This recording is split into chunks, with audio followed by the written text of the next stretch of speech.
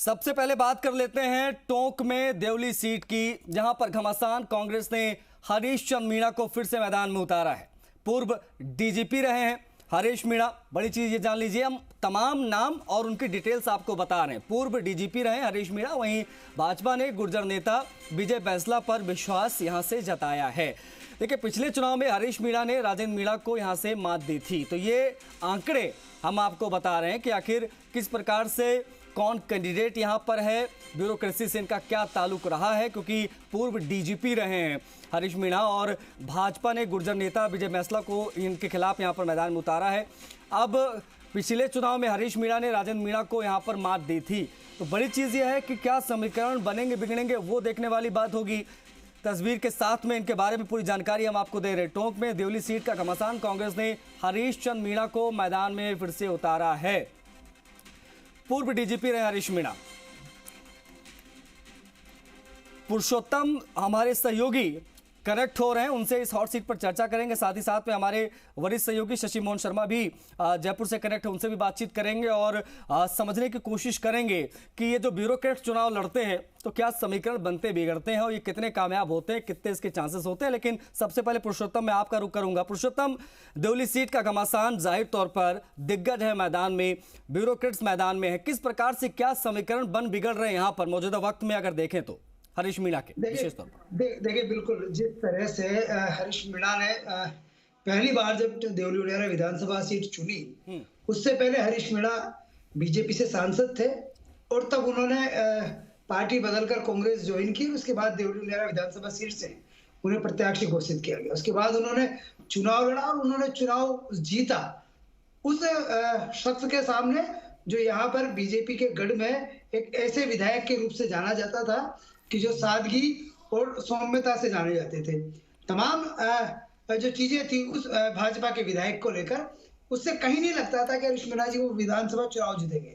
अब एक बार फिर से जब 2023 का ये चुनाव है और 25 तारीख को जिस तरह से मतदान होना है, उससे पहले जिस तरह की जो सियासी रणनीति यहाँ इस विधानसभा सीट पर तय हो रही है, अगर हम सबसे पहले, चूंकि जातिगत जो आंकड़े होते हैं, इन्हीं आंकड़ों पर कोई भी राजनीतिक दल अपने प्रत्याशियों का चयन करता है, खासकर बीजेपी हो या कांग्रेस। और बात जब ब्यूरोक्रेसी अधिकारियों की जाती है, तो वो ब्यूरोक्रेसी अधिकारी उसी विधानसभा सीट को चुनते हैं कि जहां पर उनके जातिगत आंकड़े सीधे और सटीक बैठते हों कि उनकी जीत की राह आसान हो जाए। इसी जीत की राह को आसान करने के लिए हरीश मीणा ने एक बार फिर से दोबारा देवली उनियारा विधानसभा सीट को चुना। चूंकि इस विधानसभा सीट पर माना यह जाता है कि करीबन 60 से 65 हजार मीणा वोट बैंक है और करीबन 40 से 45 हजार का वोट बैंक गुर्जर समाज का है। हालांकि और ये दोनों ही जो जातियां हैं, ये दोनों ही जातियां परस्पर दुर्विरोधी भी मानी जाती है, सियासत में जिस तरह से देखी जाती है। और यहाँ पर जिस तरह से देवली उनियारा का जो जाति का तब तक समीकरण रहा है कि गुर्जर जाति के जो समाज के जो लोग हैं वो गुर्जर प्रत्याशी को वोट देते हैं और मीणा समाज के जो लोग हैं पहले मीणा को चुनते हैं। हालांकि जो जिस तरह की दूसरी जातियां हैं, खासकर बड़ी मार्शल को मानी जाती है, उसके बाद एससी वर्ग इस विधानसभा सीट पर सबसे पहले इस विधानसभा सीट का एक और परिदृश्य समझने की कोशिश करते हैं। इस विधानसभा सीट के बारे में ये कहा जाता है कि ये विधानसभा सीट पूरब से शुरू होती है और पश्चिम में खत्म होती है। यानी ये विधानसभा जो है सवाई माधोपुर जिले की बॉर्डर से इस विधानसभा की शुरुआत होती है और अजमेर का जो केकड़ी जिला है, उस केकड़ी जिले से सटता हुआ नासिरदा है जो बिसरपुर बांध का क्षेत्र है, वहां पर ये खत्म होते है। एक लंबी चौड़ी विधानसभा है और इस पूरी विधानसभा में माली वोट बैंक एक बड़ा वोट बैंक है जो इन दोनों ही नेताओं की जीत को तय करता है। इसके साथ ही अगर मुस्लिम वोट बैंक की बात की जाए तो वो मुस्लिम वोट बैंक भी एक बड़ा मार्शल माना जाता है। इसके बाद यहाँ पर जिस तरह से जो सामान्य वर्ग है, खासकर ब्राह्मण की बात करें, जैन की बात करें या वैश्य वर्ग की बात करें, तमाम ये जो वर्ग है ये एक बड़ा मार्शल वोट बैंक है। ये करीबन 20 से 25 हजार का बड़ा वोट बैंक है। ये ऐसे जो वोट बैंक है जो तय करते हैं कि जीत किसकी होने वाली।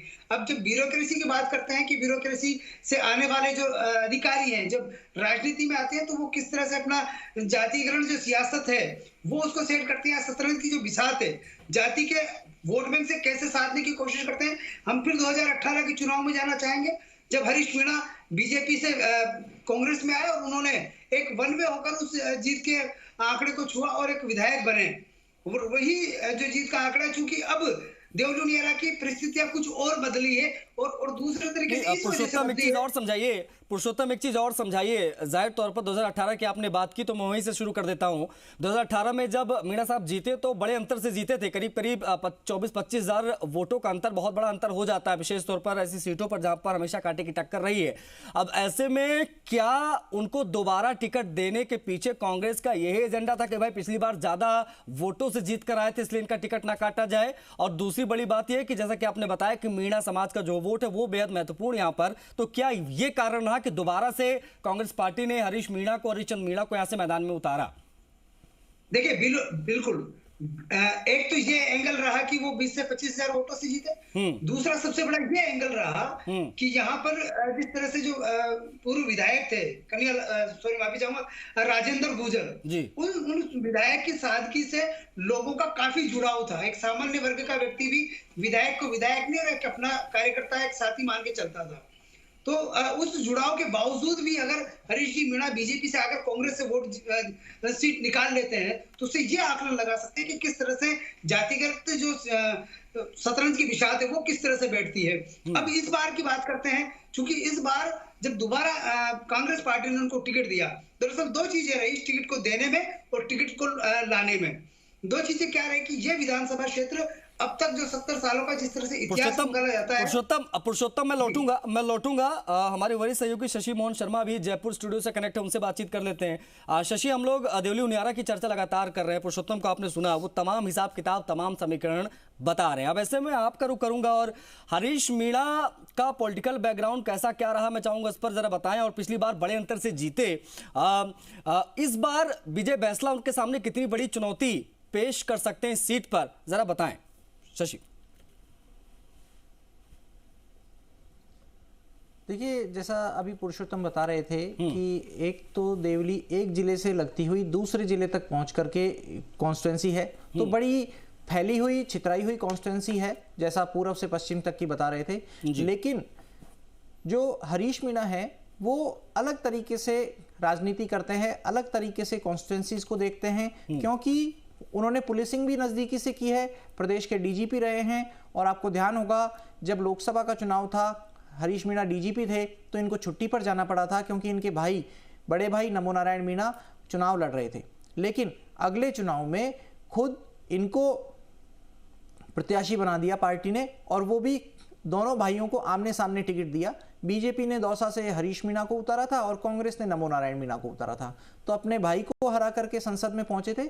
लेकिन बीजेपी की राजनीति किसी कारण से इनको रास नहीं आई, बदलना पाला और सचिन पायलट के जरिए ये कांग्रेस में आ गई। देवली उनियारा सीट वैसे तो अनरिजर्व कैटेगरी की है, लेकिन यहां से एसटी वर्ग के हरीश मीणा अपने इमेज के कारण से जीत करके आए। हालांकि इस इमेज में उतार चढ़ाव आते रहे। पिछले दिनों भी सहयोगी पुरुषोत्तम ने अलग खबर दिखाई थी कि किस तरीके से लोगों की प्रतिक्रिया थी जब हरीश मीणा नामांकन भरने से पहले पहुंचे थे। लेकिन आप ये देखिए कि ये जो लड़ाई है रोचक इसलिए भी है कि ब्यूरोक्रेट यहां से आए हैं, रिटायर्ड आईपीएस हैं, और इनकी इस टोंक सवाई माधोपुर संसदीय सीट को देखें तो पुरुषोत्तम को ध्यान होगा कि लोकसभा चुनाव जो 2009 का था वो कर्नल किरोड़ी सिंह बैंसला, जो विजय बैंसला के पिताजी थे, उन्होंने यहां से लड़ा था। और उनके सामने थे नमो नारायण मीणा, जो हरीश मीणा के बड़े भाई हैं, पूर्व में केंद्रीय मंत्री रहे हैं। तो पारिवारिक रूप से भी एक प्रतिद्वंदिता देख सकते हैं इस चीज को, और दोनों आमने सामने के मुकाबले में थे। पार्टियां भी करीब करीब वही हैं, कांग्रेस से हरीश मीणा आ रहे हैं और बीजेपी से विजय बैंसला आ रहे हैं। लेकिन सवाल ये उठता है कि क्या यहां मुकाबला त्रिकोणीय बन रहा है? इस सीट को हॉट सीट बनाने वाले क्या विक्रम गुर्जर कोई असर डाल पाएंगे? आरएलपी के वोट क्या इनको मिल पाएंगे और कितने वोट मिल पाएंगे, कितना शिफ्ट कर पाएंगे? बिल्कुल, ऐसे तमाम प्रश्नों के जवाब आने में अब ज्यादा वक्त मुझे लगता रह नहीं गया है शशि। ऐसे तमाम सवालों के जवाब मुझे लगता है जल्दी मिल जाएंगे। 25 तारीख को मतदान, उसके बाद नतीजे हमारे सामने होंगे, उसके बाद की चर्चा कुछ और होगी। लेकिन हम शशि आप बने रहिए, तमाम जो हमारे साथ जो हमारे सहयोगी कनेक्ट है, मैं रिक्वेस्ट करूंगा सभी आप लोग बने रहिए, क्योंकि अगली सीट की फटाफट हम बात कर लेते हैं, जरा आंकड़े समझा देते हैं पाली की सोजत सीट की क्या यहाँ पर समीकरण बन बिगड़ रहे हैं। उसके बाद में इस सीट पर भी हम बात करेंगे, क्योंकि ये भी एक हॉट सीट है। क्यों हॉट सीट है जानिए जरा। सोजत में पूर्व मुख्य सचिव निरंजन आर्य चुनावी मैदान में है, पूर्व सीएस रहे हैं, पूर्व सीएस पर कांग्रेस ने यहां पर भरोसा जताया है, विश्वास जताया है। बीजेपी की ओर से शोभा चौहान यहां से प्रत्याशी हैं, यहां से कैंडिडेट है। तो ये हिसाब किताब है पाली की सोजत सीट का, जो हम आपको बता रहे हैं। पूर्व मुख्य सचिव निरंजन आर्य चुनावी मैदान में है। सुभाष रोयसवाल पाली के सोजत सीट का हाल बताएंगे। सुभाष, सोजत में पूर्व मुख्य सचिव निरंजन आर्य पर कांग्रेस ने भरोसा जताया है, क्या समीकरण बन बिगड़ रहे हैं मौजूदा वक्त में पाली के सोजत सीट पर? देखिए आशीष, सोजत अगर सीट की बात करें तो इस बार बिल्कुल सही बात है कि ये हॉट सीट बनी हुई है। मुकाबला भी बड़ा रोचक है। देखा जाए तो ये हमेशा भाजपा का गढ़ रहा है। पिछले 20 साल से इसके ऊपर भाजपा का कब्जा रहा है। हर बार जो कांग्रेस ने यहाँ से सीट पर जो टिकट दिया है, ये मानते हुए कि ये सीट हमारे हाथ से निकलेगी। इससे पहले 2013 की अगर बात करें तो मुख्य सचिव जो निरंजन आर्य है, इनकी पत्नी संगीता आर्य ने चुनाव लड़ा था और उन्हें हार का सामना करना पड़ा था, लेकिन वो हार 10,000 और 11,000 के बीच में थी। हाल ही देखें तो उनको आरपीएससी के मेंबर बना दिया गया है।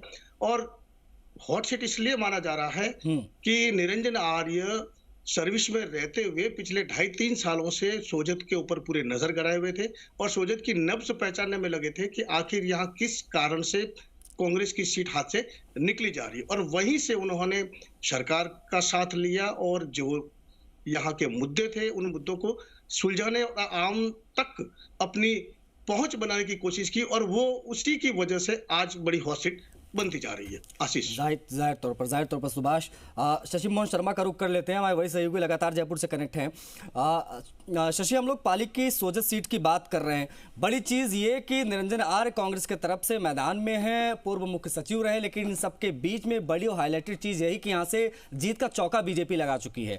अब ऐसे में निरंजन आर्य कितनी बड़ी भूमिका निभा सकते हैं कांग्रेस के परिदृश्य में अगर देखें तो मैं चाहूंगा इस पर जरूर प्रकाश डालें आप। शशि, देखिए, पहले तो ये कि 2 चुनाव अगर पिछले देखें तो पिछली बार तकरीबन 30,000 से ज्यादा अंतर रहा है और उससे पहले 22,000 से ज्यादा का हार का अंतर रहा है। तो पहले ये रिकवरी करनी होगी निरंजन आर्य को। हालांकि उनके लिए सोजत सीट नई नहीं है क्योंकि उनका गृह जिला है। पिछले दिनों आपको ध्यान होगा कि स्काउट की राष्ट्रीय जंबूरी का आयोजन उन्होंने कराया, उससे पाली चर्चा में आया। इसके अलावा पाली तो उनका घर है ही, लेकिन पाली के लोगों का दूसरा घर सचिवालय माना जाता था और खासतौर से सीएस ऑफिस माना जाता था जब निरंजन आर्य मुख्य सचिव थे। तो कई बार अधिकारियों की ये सोच होती है जब वो पोस्ट रिटायरमेंट प्लानिंग करते हैं तो उनको लगता है कि कौन सी सीट उनके नजरिए से बेहतरीन हो सकती है, उस सीट के ऊपर फोकस किया जाता है, उस सीट से जुड़े हुए काम देखे जाते हैं, उस सीट से जुड़े हुए काम कराए जाते हैं। लोग जो इन्फ्लुएंसर हैं वहां के, उनकी किस तरीके से मदद ली जा सकती है किसी काम को, जो विकास कार्य हो रहे हैं उसको पूरा कराने में और फिर उसको प्रचारित कराने में। तो ये सारी चीजें टारगेट के रूप में ली जाती हैं। हालांकि इनकी पत्नी संगीता आर्य, जैसा सुभाष रोहिशवाल बता रहे थे कि चुनाव लड़ चुकी हैं, लेकिन उस चुनाव में निरंजन आर्य खुलकर अपनी भूमिका नहीं निभा सकते थे। अब जब आदमी खुद चुनाव लड़ने उतरता है, कोई भी व्यक्ति, तो वो अपने नजरिए से पॉलिटिक्स और अपने नजरिए से स्ट्रेटजी सेट करता है। पिछले दिनों जब जोधपुर जाना हुआ मुख्यमंत्री अशोक गहलोत के नॉमिनेशन के समय, तब मैं वापस लौट रहा था, तब कुछ लोगों से मुलाकात हुई, सोजत में बातचीत हुई, तो कहा कि चुनाव अब की बार कांग्रेस प्रभावी तरीके से लड़ने की कोशिश कर रही है। और शोभा चौहान और निरंजन आर्य दोनों आपस में रिश्तेदार हैं, लेकिन कहा जाता है कबड्डी में कोई काका जी नहीं होता, तो निरंजन आर्य भी इसका लिहाज नहीं करेंगे और शोभा चौहान भी इसका लिहाज नहीं करेगी। एक और यहाँ की सीट की रोचक स्थिति बताता हूं, दोनों ही ब्यूरोक्रेट परिवार हैं। Niranjan Arya retired IAS officer हैं, तो शोभा चौहान के पति राजेश चौहान वो भी स्टेट सर्विसेज में है, एक्साइज में तैनात हैं और केंद्रीय मंत्री अर्जुन राम मेघवाल के पीएस के रूप में भी, ऐसे के रूप में भी उन्होंने काम किया है। तो ये राजेश चौहान अब अपनी स्ट्रेटजी नहीं लगा सकेंगे, पर्दे के पीछे से कुछ गाइड कर सकते हैं, लेकिन जिस तरीके से पिछली बार का चुनाव आसानी से जीत गए, अब की बार शोभा चौहान को भी मेहनत करनी पड़ रही है। और जो हम कहते थे, जिस दिन निरंजन आर्य का टिकट फाइनल हुआ था, उस दिन हमने उनसे बातचीत की थी और तब हमने ये भी पूछा था कि क्या पाली के लोगों की समस्या समाधान पे आपका ज्यादा फोकस रहता था, तो आपने ये टारगेट किया था या आपने सोचा था कि आप सोजत जाएंगे चुनाव लड़ने के लिए? तब उनका जो सवाल का जवाब था वो सुनने लायक था। हालांकि वो कह तो यही रहे थे कि वो चुनाव के नजरिए से काम नहीं कर रहे थे, लेकिन आदमी के मन में, दिल में जब कोई ऐसी महत्वाकांक्षा या कोई पोस्ट रिटायरमेंट फ्यूचर प्लानिंग होती है तो कई बार उसी नजरिए से काम किए जाते हैं।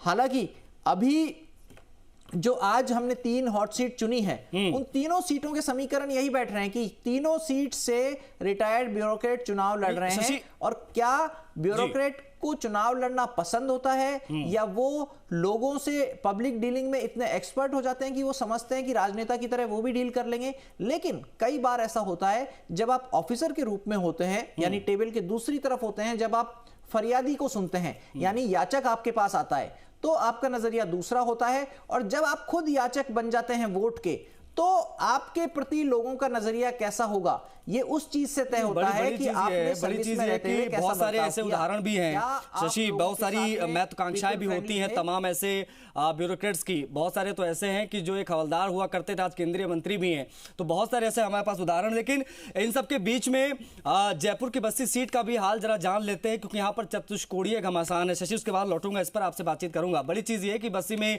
IAS और IPS में टक्कर है। इस मुकाबले में एक पूर्व छात्र नेता और पूर्व विधायक भी कूदे हैं, जिन्होंने आप कह सकते हैं मामले को बहुत दिलचस्प बना दिया है। बीजेपी ने रिटायर्ड IAS चंद्रमोहन मीणा पर दांव यहां पर खेला है। कांग्रेस की ओर से पूर्व IPS लक्ष्मण मीणा मैदान में है। पूर्व छात्र संघ अध्यक्ष जितेंद्र मीणा ने बीजेपी से बागी होकर यहां पर ताल ठोकी है। 2 बार के विधायक अंजू धनाका ने मुकाबले को और रोचक बना दिया है, चतुष्कोणीय बना दिया है। अब बिना किसी देरी के मैं शशि का रुख कर लूंगा और बेहतर तरीके से वो समझा पाएंगे इस सीट के बारे में। शशि, 2003 तक तो बीजेपी का कब्जा, उसके बाद से यहां पर अब निर्दलीय कैंडिडेट जीतते चले आए। अब ऐसे में पूर्व IPS और पूर्व IAS के बीच में सीधा मुकाबला कहें गलत होगा या सही होगा? क्या समीकरण बन बैठ रहा है? देखिए, आप मुख्य मुकाबला ये मान सकते हैं कांग्रेस बीजेपी में या 2 रिटायर्ड ब्यूरोक्रेट्स में है, लेकिन जितेंद्र मीणा और अंजू धानका की मौजूदगी इस चुनाव को रोचक बना रही है जी। रोचक इसलिए क्योंकि ये सीट बड़ी वर्सेटाइल रही है।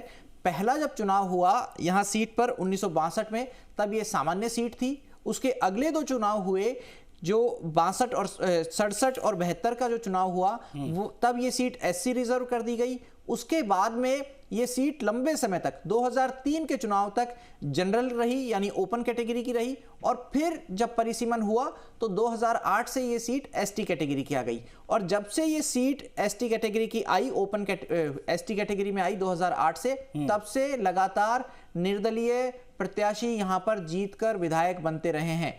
2 चुनाव अंजू धानका ने जीते, पिछला चुनाव लक्ष्मण मीणा ने जीता, जो यहां से सिटिंग MLA हैं। कांग्रेस को समर्थन दिया पूरे 5 साल और उसका इनाम मिला टिकट के रूप में। पिछली बार कांग्रेस की स्थिति बड़ी विचित्र थी। दौलतराम मीणा को यहां से टिकट दिया था, महज 2500 वोट थे तकरीबन, जो मुझे ध्यान आता है, और जमानत जब्त हो गई थी कांग्रेस के प्रत्याशी की। लेकिन यहां से विधायक रहे लंबे समय तक, 4 बार विधायक रहे कन्हैयालाल मीणा भी यहां से पिछला चुनाव हार गए। उनको पार्टी ने प्रत्याशी बनाया था। और आप ये देखिए कि यहां पर हालांकि जातिवाद के आधार पर चुनाव लड़ने को जी मीडिया कभी भी पैरवी नहीं करता, ना इसका समर्थन करता है, लेकिन जो स्थिति हुई वो आप देखिए, मीणा बनाम गैर मीणा, ये स्थितियां करीब करीब 2 चुनाव में, 2008 के चुनाव में और 13 के चुनाव में बनी, जब अंजू धानका जीती। और वो मुद्दा कई बार चर्चा में आया, राजनीति का मुद्दा बना कि क्या धानका ST में आते हैं या नहीं आते हैं। और ये मुद्दा कोर्ट में भी चैलेंज हुआ, लेकिन फिर अंजू धानका दोबारा भी विधायक बनी यहां से। और एक मुद्दा और इस सीट पर चलता है, मीणा बनाम मीणा का।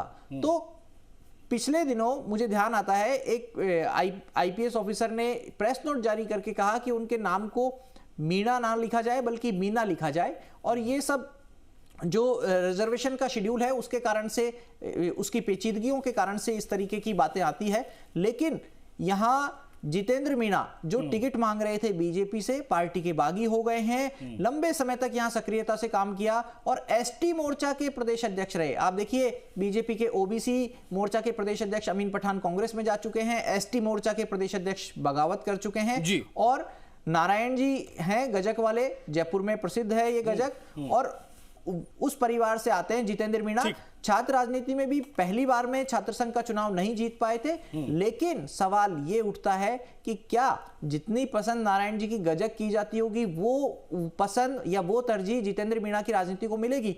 अभी तक जो फीडबैक मिल रहा है उसके मुताबिक उनको और मेहनत करनी होगी, लेकिन मुख्य मुकाबला 2 रिटायर्ड ब्यूरोक्रेट्स में है और उसको अंजू धानका जितेंद्र मीणा की मौजूदगी रोचक बनाने की कोशिश कर रही है। ठीक जी, बहुत बहुत शुक्रिया आप सभी का जुड़ने के लिए। और तमाम बातचीत के समय सीमित था। जाहिर तौर पर देवली उनियारा, सोजत, पाली की सोजत सीट और जयपुर की बस्ती सीट, ये अपने आप में बड़ी चीज है। पुरुषोत्तम बहुत शुक्रिया आपका। शशि मोहन शर्मा जी आपका भी एक बार फिर से बहुत शुक्रिया। सुभाष रोजवाल पाली समाज सहयोगी कनेक्ट थे आप।